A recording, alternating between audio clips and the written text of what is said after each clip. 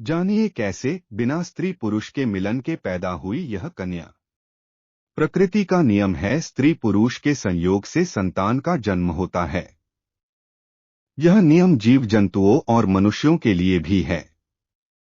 शास्त्रों में इस विषय में जो कथा मिलती है उसके अनुसार सृष्टि के आरंभ में ब्रह्मा जी योग बल से मनुष्य को उत्पन्न कर थे, लेकिन इस क्रिया में काफी समय लगता था।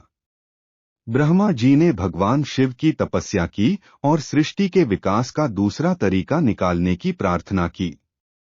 भगवान शिव ने ब्रह्मा जी तपस्या से प्रसन्न होकर अर्धनारीश्वर रूप में प्रकट हुए। इसके बाद से मैथुन क्रिया से सृष्टि का विकास आरंभ हुआ। लेकिन हम यहाँ जिस कन्या की बात करने जा रहे हैं उसका जन्म प्रकृति के इस नियम से हटकर हुआ था, क्योंकि इसके जन्म में स्त्री पुरुष का संयोग नहीं हुआ था। स्त्री के गर्भ से नहीं तो कैसे पैदा हुई यह कन्या? हम जिस कन्या की बात कर रहे हैं वह महाभारत के भीष्म पितामह की सौतेली माँ है। इनका है सत्यवती। इनके जन्म की कहानी बड़ी ही अनोखी है। कथा के अनुसार राजा सुधन्वा एक बार वन में शिकार खेलने गए। इस बीच इनकी पत्नी रजस्वला हुई और उनके मन में गर्भधारण की इच्छा जगी। रानी ने एक शिकारी पक्षी के द्वारा राजा के पास अपना संदेश भेजा। राजा ने एक पात्र में अपना वीर्य देकर पक्षी को रानी तक पहुंचाने के लिए कहा। मार्ग में एक अन्य शिकारी पक्षी मिल गया जिसके साथ इसका युद्ध होने लगा। इससे वीर्य का पात्र छूटकर यमुना नदी में गिर गया। उस समय यमुना में ब्रह्मा जी के शाप से एक अप्सरा मछली रूप में रहती थी। इसने वीर्य को ग्रहण कर लिया। इसके प्रभाव से वह गर्भवती हो गई। गर्भकाल जब पूरा होने को आया तब एक दिन एक मछुआरे के जाल में वह मछली फंस गई।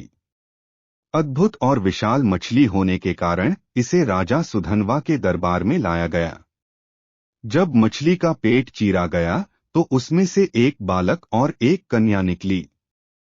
राजा सुधन्वा ने बालक को अपने पास रख लिया, लेकिन कन्या के शरीर से मछली की गंध आ रही थी, इसलिए उसे मछुआरे को दे दिया गया और यह मत्स्यगंधा कहलाई।